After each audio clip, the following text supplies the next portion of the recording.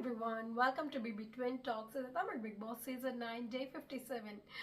இன்னைக்கு episode start பண்ணும்போதே பார்த்தீங்கன்னா பயங்கரமா புதுசா ஏதோ ரீகேப்லாம் போட்டுட்டு இருந்தாங்க. அதுல அப்படியே பயங்கரமா ரம்யாவை டார்கெட் பண்ணி, அதாவது நேற்று பேசியிருப்பாங்க இல்லையா, ரம்யா வந்து கனியை வந்து நான் இவங்களை துண்டிக்கணும்னு நினைக்கிறேன், திரும்ப கனியும் ரம்யாவை சொல்றதுன்னு சொல்லி ஃபுல் ஃபோக்கஸ் வந்து நம்ம ரம்யா மேலேயே இருந்தது.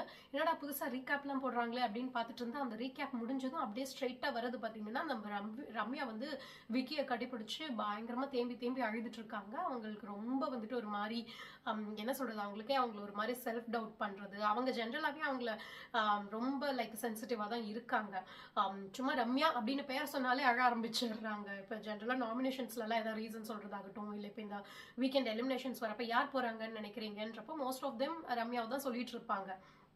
ஏன்னா அவங்க கேம் பிளே பெருசா ஒன்றும் இல்லை, இம்பாக்ட்ஃபுல்லா இல்லைன்றனால நம்மளுமே ரம்யா வந்து இந்நேரம் 2 வாரத்துக்கு முன்னாடியே போயிருக்க வேண்டியது. ஏன்னா பிரவீன் ராஜ்லாம் போயிருக்கிறது பாக்குறப்போ, அந்த மாதிரி ஒரு பிளேயர்லாம் போயிருக்கிறப்போ ரம்யாலாம் கம்பேரிட்டிவ்லி ஒண்ணுமே பண்ணல.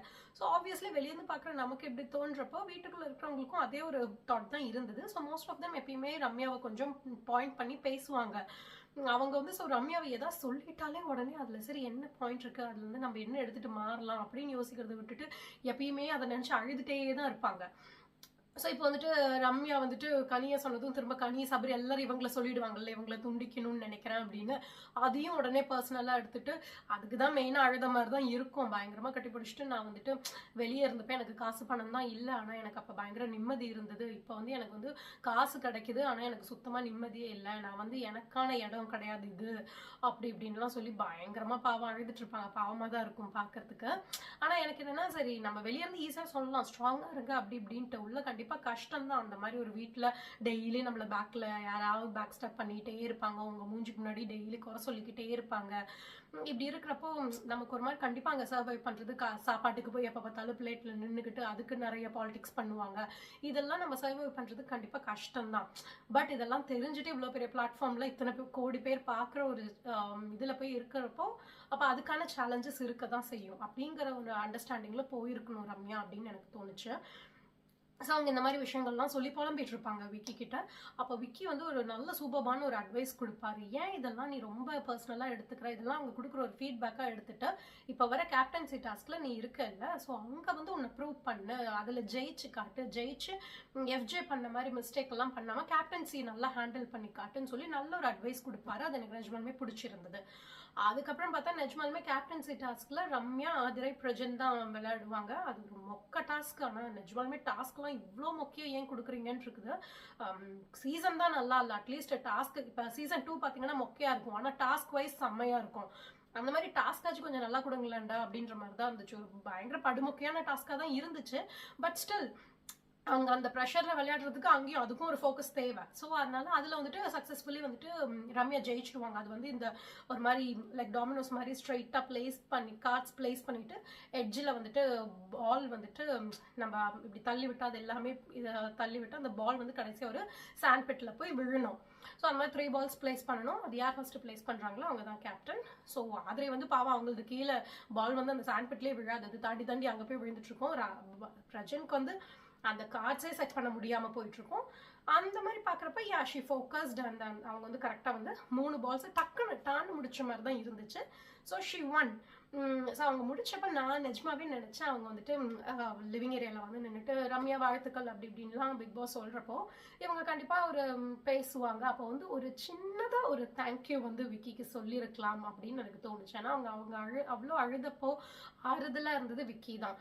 அப்போ அவருக்கு அந்த ஒரு மோட்டிவேஷன் கொடுத்தனாலதான் இவங்க ஜெயிச்சாங்க அப்படி சொல்ல வரல, ஆனா அவரு நல்ல ஒரு மோட்டிவேஷன் கொடுத்தாரு. அது இப்போ விக்கினாலதான் நான் ஜெயிச்சேன் அப்படின்னு கிடையாது. அவங்க அந்த ஸ்பீச்ல வந்து என்ன சொல்லுவாங்கன்னா, அவங்க அதாவது இப்போ இவ்வளவு நாள் வந்துட்டு ரம்யா ஒரு கேங்கா விளையாடுறான்னு அவங்களுக்கு வந்து ஒரு நேம் கிடைச்சிச்சு இல்லையா. இது வந்து இண்டிவிஜுவலா விளையாடுற கேம் தான். ஸோ இருந்தாலும் அங்க வந்து பதிவு பண்ணுவாங்க, இந்த இதுல நான் ஜெயிச்சது வந்து நானா விளையாண்டு ஜெயிச்சேன், இது வேற யாரோட இதுவும் கிடையாது, நானா தனியா ஜெயிச்சது அப்படின்னு. சரி அதெல்லாம் சொல்லிக்கலாம். பட் இருந்தாலும் விக்கிக்கு அங்க ஒரு தேங்க்யூ விக்கி, நீங்களும் வந்து எனக்கு சொன்னீங்க கேப்டன்சி டாஸ்க்ல ஜெயிச்சு காட்டுன்னு ஒரு மோட்டிவேஷன் கொடுத்ததும் எனக்கு ஹெல்ப்ஃபுல்லா இருந்ததுன்னு ஒரு வார்த்தை சொல்லியிருக்கலாம்னு தோணுச்சு. ஓகே, ஸோ அப்படி இது ஒன்று முடியும். அதுக்கப்புறம் பார்த்தீங்கன்னா நம்ம ஆதிரை வியானா ஆரோராவோட ஒரு கான்வர்சேஷன். ஆதிரை ஆக்சுவலி உள்ளே வந்தப்போ நான் நினச்சேன் சரி உள்ளே வந்துட்டு எஃப்ஜே வியானாவெல்லாம் நல்லா வச்சு செய்வாங்க அப்படின்னு தான் நான் நினச்சேன். ஓகே இப்போதான் 2 நாள் தான் ஆயிருக்குது. பட் இப்போ 2 டேஸாக வந்து நான் எக்ஸ்பெக்ட் பண்ணாத வேற ட்ராக்ல ஆதிரை போகிறாங்க. அண்ட் நல்லா இருக்கு. அது ஒரு மாதிரி டீசென்டான அப்ரோச்சில் போயிட்டு இருக்காங்க. வந்ததும் கலபலான்னு சண்டையை போடாம இல்லைன்னா உடனே வியானா கிட்ட அவங்க ஆக்சுவலி சண்டை போட வேண்டிய அவசியமே இல்லை. ஏன்னா இப்போ எஃப்ஜே வியானா தானே ஒரு லவ் ட்ராக் போயிட்டு இருக்கு. பட் அது அந்த மாதிரி அவங்க கொண்டு போகாம ரொம்ப டீசெண்டா வியானா கிட்ட ரொம்ப நல்ல ஒரு மாதிரி ஃப்ரெண்ட்லியா கொண்டு போறாங்க. எஃப்ஜே கிட்டனாலும் இப்போ வரைக்கும் பெரிய பிரச்சனைகள் மாதிரி எதுவும் கொண்டு போல. ஸோ அது ஒரு மாதிரி பார்க்க நல்லா இருக்கு. சட்டிலா ஒரு மாதிரி ஹேண்டில் பண்றாங்க Aathirai. So that's that seems good. So Viyana ஆரூரா உட்காந்துருக்கும்போ இப்போ ஆரூரா கேஷுவலாக சொல்கிறாங்க இனி இப்போ வீக்கெண்ட் வரைக்கும் வெயிட் பண்ணும் போல் அடுத்து யார் வராங்கன்னு பார்க்கறதுக்கு அப்படின்னதும் ஆதிரி அங்கே தான் நின்றுட்டுருப்பாங்க. வியானா டக்குன்னு ஐயோ அப்பா போதும்ப்பா வந்தவங்களே போதும் அப்படின்ட்டுருவாங்க. அவங்க ஒரு ஃப்ளோவில் சொல்லிடுவாங்க. உடனே ஆதிரி இப்படி லுக் விடுவாங்க.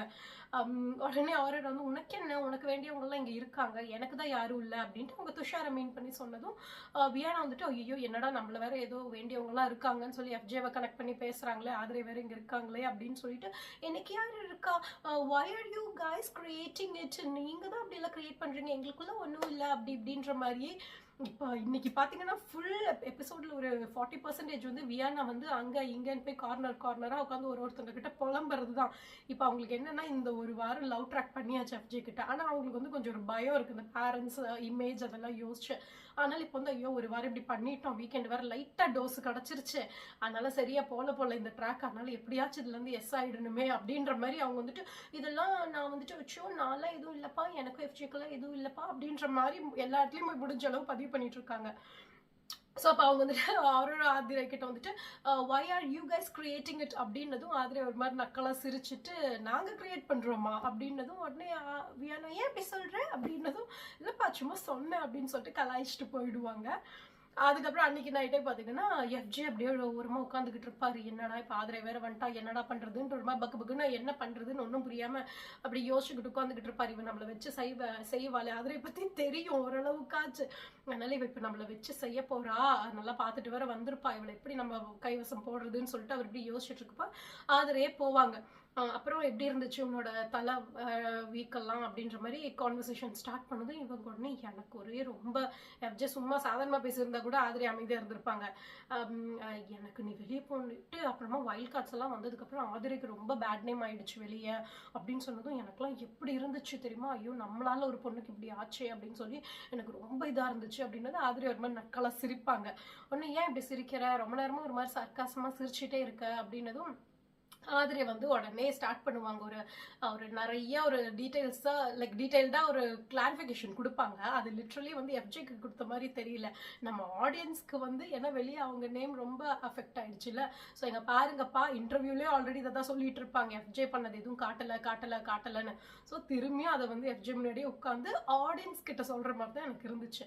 ஸோ அகெயின் இன்டர்வியூஸில் சொன்னதே தான் சொல்லுவாங்க, இங்கே பாரு எதுவும் நீ வந்துட்டு உனக்காக ஒன்று பண்ணிக்கிட்ட, அதில் வந்துட்டு என்ன நீ கொண்டு வந்திருக்க வேண்டாம், ஏதோ நான் மட்டும் பின்னாடி வந்த மாதிரி ப்ரொஜெக்ட் ஆயிருக்குது, நீ வந்து அந்த மாதிரி கேம் பிளே பண்ணியிருக்க வேண்டாம் அப்படி இப்படின்ற மாதிரி சொன்னதும் உடனே எஃப்ஜே நான் எந்த இடத்துல உனக்கு என்ன லவ் பண்ணுறேன் அப்படின்ற மாதிரிலாம் பேசினேன். அப்போ உடனே ஆதிரி நானும் உங்ககிட்ட எப்போ சொன்னேன் அப்படின்னும் நீ தானே சொல்லுவேன், நீ தான் என்னோட வந்துட்டு ஸ்ட்ரென்த் அண்ட் வீக்னஸ் நீ தான் அப்படின்னதும் உடனே ஆதிரி அப்படி தானே சொன்னேன், லவ் ப்ரப்போஸ்லாம் பண்ணலையே, அதையே நீயா அப்படி எடுத்துக்கிட்டு நீ அப்படி ஒரு இதை கிரியேட் பண்ணிட்ட அப்படின்னு இங்கே ஒரு சின்ன நம்ம நியூவான்சஸ் லைக் அந்த டீட்டெயில்ஸ் நோட் பண்ணால் ஆதிரை எஃப்ஜேவும் இங்கே சில கோல்மால் பண்ணியிருக்காங்க. பட் ஆதிரை வந்து அவங்க கிட்ட அந்த ஃபீலிங்ஸாக தான் இருந்தாங்க. She had some feelings for FJ. அவங்க அந்த பேசின விதம்லாம் நீங்கள் ரீகேப் லைக் வேற ப்ரீவியஸ் எபிசோட்ஸ் பார்த்தீங்கன்னாலே தெரியும். அவங்க சும்மா ஜென்ரலாகவும் ஸ்ட்ரென்த் அண்ட் வீக்னஸ்னு சொல்லலை. பட் இந்த இடத்துல அவங்க அதை வந்துட்டு நான் அப்படிதான் சொன்னேன், நான் லவ்னு சொல்லலை, நீ அதை அப்படி கிரியேட் பண்ற அப்படின்ற மாதிரி ஒரு சின்னதாக ஒரு ட்விஸ்ட் பண்ணி விடுவாங்க. எல்லாம் சின்ன ட்விஸ்ட் தான். சொன்னேன் எஃப்ஜேவும் வந்துட்டு அது இல்லடி நான் வந்து வேற யார்கிட்டயும் நானா போயெல்லாம் உன்னை பத்தி எதுவும் சொல்லலை அப்படின்னதும் ஆதிரை வந்து ஒரு மாதிரி இங்க பாரு எஃப்ஜே, நான் வெளியே எல்லாத்தையும் பார்த்துட்டு வந்திருக்கேன், என்கிட்ட ஏன் இப்படி எல்லாம் இது பண்ற அப்படின்ற மாதிரி சொல்லுவாங்க. ஸோ எஃப்ஜே முடிஞ்ச அளவு மழப்ப ட்ரை பண்ணிக்கிட்டு இருப்பாரு. இப்படி போயிட்டு இருக்கும், பெரிய ஆர்குமெண்ட்லாம் போகாது. ஆதிரை வந்து லைட்டா ஒரு ஹிண்ட் கொடுத்துருவாங்க, நான் எல்லாம் பார்த்துட்டு வந்துட்டேன் அதனால ரொம்ப மழுப்பிட்டு இருக்காது அப்படின்ற மாதிரி. இன்னொன்று பார்த்தீங்கன்னா விக்கிக்கு வந்துட்டு இப்போ விக்கியோட கேம் பிளே உண்மையை சொல்லணும்னா 2 டைப் ஆஃப் விக்கியை நான் பார்க்குறேன். ஒரு விதத்தில் such like fun guy, cool guy, creative person, talented person அப்படியெல்லாம் இருக்கு.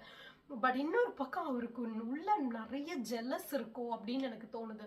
இல்லைன்னா ஜெல்லஸ்ன்னு எடுத்துக்கிறதா இல்லை இப்போ இந்த கேமை ஜெயிக்கணுங்கிறதுக்காக ஆப்வியஸ்லி ஜெல்லஸ் தான். அவங்க வந்து இப்போ மற்றவங்க யாரோ கொஞ்சம் நல்லா ஷைன் ஆகிற மாதிரி தெரிஞ்சு அவங்க மேலே நல்லா பொறாமப்பட்டு அவங்கள கொஞ்சம் டவுன் பண்ண பார்க்குறாரு. ஓகே, இதுதான் அந்த கேமே. பட் இருந்தாலும் விக்கி அதை பண்ணுறது பார்க்குறப்போ, ஏன்னா அவருக்கு வந்து வியானாக்கு வந்துட்டு அந்த விஜேஸ் வந்து வீக்கெண்ட்ல வந்துட்டு நாட்டியா இருந்ததுக்கு அப்ரிஷியேட் பண்ணதுக்கும் அவர் போய் புலம்பிட்டு இருப்பாரு. நாட்டியா தான் இருக்கணும்னா நான் இதை விட 10 மடங்கு இருந்திருப்பேனே அப்படின்ற மாதிரி.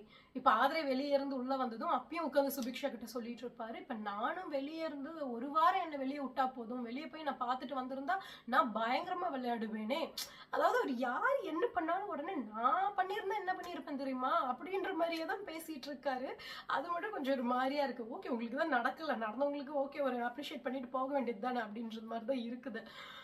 இது இப்போ இங்க எங்கேயும் வரல. பட் எனக்கு டக்குன்னு வந்துட்டு ஆதிரியோட கம்பேக் பத்தி யோசிச்சப்போ விக்கியோட இந்த வியானா விஷயம்லாம் அவர் பேசினது எனக்கு ஞாபகம் வந்துச்சு. ஸோ இப்படி இந்த மாதிரி ஆதிரி எஃப்ஜியோட கான்வர்சேஷன்ஸ்லாம் போகும். அதுக்கப்புறம் மார்னிங் டான்ஸ் ஆரம்பிக்குது. இன்னைக்கு வந்துச்சு ஃபீலிங்ஸ் அந்த சாங்கோட ஆரம்பிக்குது. இன்னைக்கு தான் ஃபார் த ஃபர்ஸ்ட் டைம் வரலாற்றில் முதன்முறையாக நான் வந்து ரம்யா டான்ஸர்னு கேள்விப்பட்டேன். ஆனால் இன்னைக்கு தான் அவங்க வந்து கொஞ்சம் அதாவது எப்பயும் போடுற அந்த ஸ்டெப்ஸ் இல்லாமல் வேற ஸ்டெப்ஸ் போட்டு அந்த மூவியில் வர சாங்ல வர ஸ்டெப்ஸே போட்டு கொஞ்சம் நல்லா இருந்துச்சு இன்னைக்கு ரம்யாவோட டான்ஸ் பார்க்க. அதுக்கப்புறம் பார்த்தீங்கன்னா அந்த சாங் முடிஞ்சதுமே வியானா வெளியே அந்த கார்டன் ஏரியாவில் அந்த கேமரா கிட்ட உட்காந்துட்டு அப்படி கேமராவை பார்த்துக்கிட்டு, பிக் பாஸ் எனக்கு என்ன பண்ணுறதுன்னே தெரியல, இந்த வாரம் தான் நான் வந்து என்னோட அந்த ஒரு ஜோன்லேருந்து வெளியே வந்து நானாக கொஞ்சம் யோசிச்சு ஏதோ ஒன்று விளையாண்டேன். ஆனால் அது கடைசியில் தப்பாக முடிஞ்சிருச்சு. இந்த வாரம் எனக்கு டோஸ் விழுந்துருச்சு. அதனால எனக்கு என்ன பண்ணுறதுன்னு தெரியல. நான் வந்துட்டு நானாக எதாவது விளையாண்டா அது தப்பாக போயிடுது, I don't know what to do அப்படின்னு சொல்லிட்டு ஃபீல் பண்ணிட்டு இருப்பாங்க. அப்போ உடனே சாண்ட்ரா வருவாங்க. என்ன அழுதுட்டு இருக்கியா இல்லை அழ போறியா, என்ன நான் வரலாமா அப்படின்ற மாதிரியே கேட்டுட்டு வருவாங்க. உடனே இல்லை இல்லை நான் எல்லாம் இல்லை நீங்கள் வாங்க அப்படின்ட்டுருவாங்க. வந்ததுக்கப்புறம் உடனே கேஷுவலாக பேசிகிட்டு இருக்கப்போ வியானா சொல்லுவாங்க, ஆதிரை கம்பேக் வந்து பாம்ல பயங்கரமாக இருந்தது அப்படி இப்படின்ற மாதிரி சொன்னதும், இது வரைக்கும் வந்ததுலேயே சாண்ட்ரா உருப்படியாக பண்ண ஒரே விஷயம் இதுதான் சொல்லுவேன். நிஜமாலுமே ஒரு 2 minutes தான் வியானா கிட்ட பேசியிருப்பாங்க. ஆனால் ஒரு சூப்பரான ஒரு அட்வைஸ் வியானாக்கு கொடுத்தாங்க. ஆனால் அது வியானாக்கு புரிஞ்சதா இல்லை புரிஞ்சும் புரியாத மாதிரி நடிச்சாங்களான்னு தெரியல. அவங்க கேட்பாங்க, சார் ஆதிரை எதுக்கு போனான்னு நினைக்கிறேன் அப்படின்னு கேட்பாங்க. உடனே லிட்ரலி எஃப்ஜேவால தான் போனது, எஃப்ஜே பின்னாடி சுத்திட்டு இருந்தனால தான். அதைத்தான் இப்போ வியானா பண்ணிட்டு இருக்காங்க. ஸோ அதை ரிமைண்ட் பண்றதுக்காக கரெக்டாக கேட்பாங்க, ஆதிரை எதனால போனான்னு நினைக்கிறேன் அப்படின்னதும் இவங்க வந்துட்டு உடனே அவங்க நடுவில் வந்து அவங்க கேம் பிளே வந்துட்டு சொதப்பிடுச்சு அப்படின்ற மாதிரி சொன்னதும், அவ எதுக்கு போனாங்கிறத யோசி, தட் இஸ் யுவர் ஹிண்ட் அப்படின்ட்டு. ஸோ அதை சொல்லணும்னு அவசியம் இல்லை, இவ கேம் இப்படியே சொதப்பிட்டு போட்டோம் அப்படின்னு சாண்ட்ரா நினச்சிருக்கலாம். பட் ஒரு நல்ல விஷயம் பண்ணாங்க சாண்ட்ரா. ஸோ அப்படி ஒரு இது நடக்கும். அதுக்கப்புறம் பார்த்தா வியானா அண்ட் பாருவோட கான்வர்சேஷன் நடக்கும். அங்கேயும் பாரு கலாய்ச்சிட்டு இருப்பாங்க. Viyana like she keep on telling everyone that she doesn't do anything. அதில் லிட்டரலி ஒரு டயலாகே சொல்லுவாங்க, நான் எதுவும் பண்ணல, அந்த எஃப்ஜே தான் அப்படி பண்ணுறான் ஓவரா அப்படின்ற மாதிரியெல்லாம் இப்போ வந்து ஃபுல் பிளேமே எஃப்ஜே மேலெல்லாம் போட்டுட்டு இருக்காங்க. அவங்களுக்கு ஏதாவது வெளியே அவங்க மேலே ஏதாவது தப்பாக வந்துருமோ அப்படின்ற மாதிரி. அப்போ பாரு சொல்லுவாங்க, நீங்கள் ஒரு இது பண்ணீங்க, அந்த ஜெயில் கான்வர்சேஷனில் தான் இது ஆரம்பிச்சது, ஆனால் அது கொஞ்சம் நீங்கள் லிமிட் கிராஸ் பண்ணி கொஞ்சம் ஓவராக தான் போச்சு அப்படின்ற மாதிரி. அதுக்கெல்லாம் வந்துட்டு வியானா இப்படி இப்படின்ற மாதிரி உட்காந்துக்கிட்டு இருப்பாங்க. ஸோ இப்படி ஒரு கான்வர்சேஷன்ஸ்லாம் போகும். அதுக்கப்புறம் உள்ள வந்து பார்த்தீங்கன்னா நம்ம விக்கல்ஸ் விக்கியும் சுபிக்ஷாவும் பேசிட்டு இருக்காங்க. எகெயின் இங்க அதுதான் நான் சொன்னேன், அதாவது விக்கிக்கு வந்து லைட்டா ஒரு அந்த வன்மம் சைடு இருக்கு, வக்ரம் விக்ரம்னு பாரு சொன்னது வந்து தப்பில்லை போலையே அப்படின்ற மாதிரி விக்கிது சம்டைம்ஸ். அது வந்து அப்பட்டமா தெரியுது. அதாவது சுபி வந்துட்டு உள்ள வந்துட்டு அகெயின் அடுத்து இப்போ வீக்கெண்ட்ல ஒரு பாட்டு பாடினாங்க இல்லையா, அது வந்து சூப்பராகவும் இருந்துச்சு, நல்லாவும் அப்ரிஷியேட்டும் பண்ணாங்க.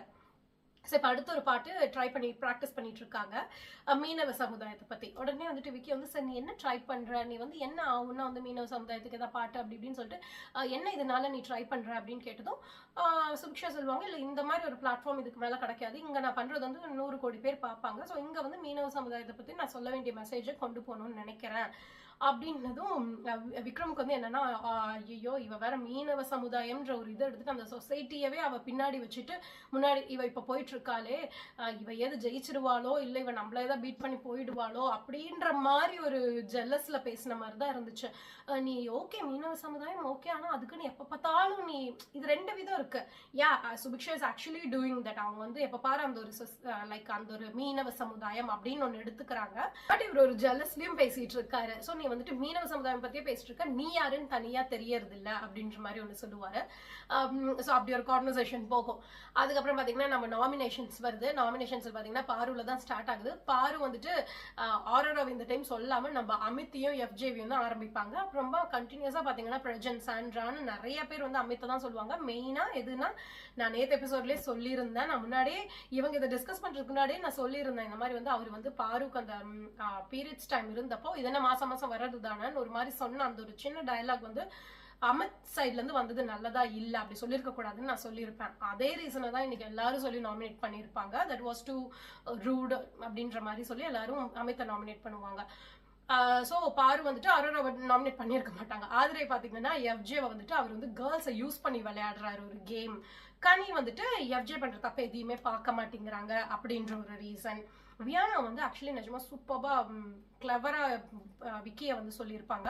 அவர் வந்து பீப்புளை வந்து அவரோட ஒரு கம்ஃபர்ட் ஜோன்ல வச்சுக்கிறாரு. ஸோ அவங்க யாரும் அவரை நாமினேட்டும் பண்ண போறது இல்லை. அதுக்கப்புறம் அவர் சில பேர் மேல வந்து ஒரு பிட்ச் போட்டு அங்க ஒரு சீன் கிரியேட் ஆகும். அது மூலமா நம்ம வெளியே ஷைன் ஆகும் அப்படின்ற மாதிரி எல்லாமே நல்லா யோசிச்சு பயங்கர ஒரு கன்னிங்கா ஒரு கேம் விளையாடுறாரு அப்படின்னு அவங்க யூஸ் பண்ண அந்த வேர்ட்ஸ் எல்லாம் வந்துட்டு வா வியானா இவ்வளோ கிளவர் இருந்துட்டு தான் இப்படி கொஞ்சம் கொஞ்சம் பேசிக்கிட்டு இருக்கீங்களா அப்படின்ற மாதிரி இருந்தது. ஸோ இதெல்லாம் முடிச்சுட்டு பார்த்தா நம்ம ஆரோரா வந்து நாமினேஷன்ஸ்லேருந்து எஸ்கேப் ஆகிருப்பாங்க. பாருக்கு வந்து மூஞ்சே இல்லாத என்னடா நம்ம மிஸ் பண்ணிட்டோம், வேற எவனாச்சும் ஓட் பண்ணுவான்னு பார்த்தா எவனுமே அவளுக்கு ஓட் பண்ணலையே, எல்லாருக்கிட்டையும் சிரிச்சு சிரிச்சு இப்படின்னு லைலா மாதிரி பேசி பேசி ஏமாத்திட்டாலே அப்படின்ற மாதிரி சரி காண்டில் இருப்பாங்க பாரு. ஸோ அரோரா, வியானா, ரம்யா, சபரி, இன்னொருத்தங்க யாரு 5 பேர், இவங்க எல்லாருமே எஸ்கேப் ஆகிடுவாங்க நாமினேஷன்ஸ்ல இருந்து. ஸோ மற்றவங்க எல்லாரும் இப்போ நல்லா லைக் பாருக்கு தான் அது சரி காண்டா பாரு வந்து ஆதிரை கிட்ட புலம்பிட்டு இருப்பாங்க. இவ பாரு இப்படி எல்லாம் பண்ணி இவ வந்து யாருமே இப்ப அவளை பண்ண மாட்டேங்கிறாங்க நாமினேஷன். இந்த பக்கம் ஆரோரா வந்துட்டு கம்ருதன் கிட்ட புலம்பிட்டு இருப்பாங்க. அவ வந்து நான் வந்து யார்கிட்டயும் போய் பாருவை நாமினேட் பண்ணுங்கன்னு சொல்றது இல்ல, ஆனா இவ வந்து அந்த மாதிரி ஒரு டர்ட்டி கேம் விளையாடுறா, எல்லாத்துக்கிட்டையும் போய் என்ன நாமினேட் பண்ண சொல்றா அப்படின்னதும் கம்ருதன் இவளுக்கு பாருக்கு சப்போர்ட் பண்ணிட்டு இருப்பாங்க. உடனே ஆரோரா வந்து அப்பா சாமி அவ வந்து உன் மூஞ்சில சாணியே எடுத்து ஊத்தனாலும் நீ வந்து அவளை பின்னாடிதான் போயிட்டு இருப்ப அப்படின்னதும் கம்ருதனே என்ன அப்படி இப்படின்னு சொல்லிட்டு பயங்கர சப்போர்ட்டுக்கு வந்துருவாரு பாருக்கு. உடனே அங்க ஒரு சின்ன அடி ஆயிடும் அரோராக்கு. ஓகே நான் இனிமே உன்கிட்ட பேசல அப்படி இப்படின்னு சொல்லி இவர் உடனே பேசாத அப்படி இப்படின்னு சொல்லிட்டு போயிடுவாங்க. அப்புறம் வெளியே பாருவும் அரோராவும் அவங்களே உட்காந்து 2 பேரும் ஓப்பன் அப் பண்ணி, ஏன்னா ஆதிரை சொல்லுவாங்க நீங்க 3 பேர் பண்றது ரொம்ப அசிங்கமா இருக்குது, எல்லாம் மெச்சூர்டு தானே, எல்லாரும் கொஞ்சம் டீசெண்டா இதை பேசி முடிங்கன்ற மாதிரி. ஸோ இவங்க 2 கேர்ள்ஸும் வெளியே உட்காந்து நம்ம இந்த ஒரு ட்ரையாங்கிள் லவ் ஸ்டோரி மாதிரி போயிட்டு இருக்கிறது நல்லா இல்லை, லெட்ஸ் ஃபினிஷ் திஸ் அப்படின்ற மாதிரி பேசுவாங்க. ஸோ இதுக்கு அவங்க என்ன பண்றாங்கன்னு நம்ம பார்க்கலாம். ஸோ இப்படி ஒரு கான்வர்சேஷன் போகும். நாமினேஷன்ஸ் முடியுது. அதுக்கப்புறம் ஒரு பட்டிமன்றம் மாதிரி ஒரு இது வருது. அதில் பார்த்தீங்கன்னா இந்த ஹவுஸ் கிளீனிங்கு, கிச்சனு, அதுலலாம் வந்துட்டு கேர்ள்ஸ் பெருசா பாய்ஸ் பெருசா அப்படின்ற மாதிரி ஒரு கான்வர்சேஷன் கேர்ள்ஸ் டீம் பாய்ஸ் டீம்னு வரும். அதில் ஃபைனலி கேர்ள்ஸ் டீம் தான் ஜெயிக்கிறாங்க. அங்க வந்து ஜட்ஜை சூஸ் பண்றதுக்கு வந்துட்டு வியானா, அரோரா அண்ட் திவ்யா 3 பேர் போய் நிற்பாங்க. கேர்ள்ஸ் டீமுக்கு ஒரு ஜட்ஜு, பாய்ஸ் டீமுக்கு ஒரு ஜட்ஜுன்னு. அங்க வந்துட்டு சுபிக்ஷாவும் ஆரோராவும் நல்லா வியானாவை வச்சு செஞ்சிருவாங்க. சுபிக்ஷா சொல்லுவாங்க ஆரோராவும் திவ்யாவும் நல்லா பாயிண்ட்ஸ் பேசுவீங்க, அதனால நீங்க 2 பேரும் டீமுக்கு வாங்க, வியானா ஜட்ஜா இருக்கட்டும்னு. ஸோ அப்ப வியானாக்கு ஒன்றும் புரியாது, அப்படியே நிற்பாங்க அங்க. அப்ப சுபிக்ஷா என்ன சொல்ல வராங்க, வியானாக்கு பாயிண்ட்ஸ் பேச தெரியாதுன்னா. அதே டைம்ல ஆரோரா உடனே கேட்பாங்க அப்ப நீ என்ன சொல்ல வர, டம்மியா இருக்கிறவங்க ஜட்ஜா இருக்கணும்னா அப்படின்னு சொல்லிட்டு. இப்போ வியானா வந்து என்ன நடக்குதுங்க அப்படின்ற மாதிரி டென்ஷன் ஆகி அதுக்கு ஒரு பெரிய சண்டை போடுவாங்க. ஸோ இப்படி ஃபுல்லா இன்னைக்கு கொஞ்சம் அதிக ஃபோக்கஸ் வியானா மேலதான் இருந்துச்சு. ஸோ இப்போ பார்க்கலாம். நமக்கு இப்போ நாளைக்கு வந்து எனக்கு தெரிஞ்சு வியானா வந்து ஃபுல்லா எஃப்ஜே கிட்ட வந்து தள்ளி இருந்து வேற மாதிரி கேம் பிளே பண்ண போறாங்கன்னு நினைக்கிறேன். அது நமக்கு என்ன சேஞ்சஸ்லாம் வரப்போகுதுன்னு வெயிட் பண்ணி பார்க்கலாம். Until then, see you guys tomorrow. Bye bye.